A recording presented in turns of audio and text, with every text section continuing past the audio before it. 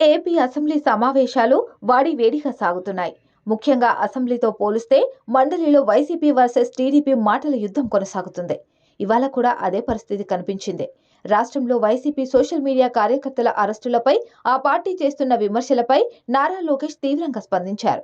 ఓ దశలో తీవ్ర ఆవేశానికి లోనైన లోకేష్, నా తల్లిని అవమానించిన వారిని వదిలేయాలా అంటూ వైసీపీని ప్రశ్నించారు.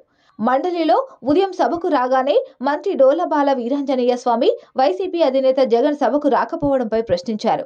దీనిపై వైసీపీ తీవ్రంగా స్పందించింది. గతంలో చంద్రబాబు కూడా సభకు రాలేదని గుర్తు చేసింది. అయితే దీనికి కారణమైన ఘటన వైపు ఈ చర్చంతా మళ్లింది. దీనిపై స్పందించిన మంత్రి నారా లోకేష్, తన తల్లిని తిట్టినోళ్లకు టికెట్లు ఇచ్చినా ఓడిపోయారంటూ వైసీపీని ఉద్దేశించి వ్యాఖ్యానించారు. తామేం అవమానించలేదని విపక్ష నేత బొత్స తెలిపారు.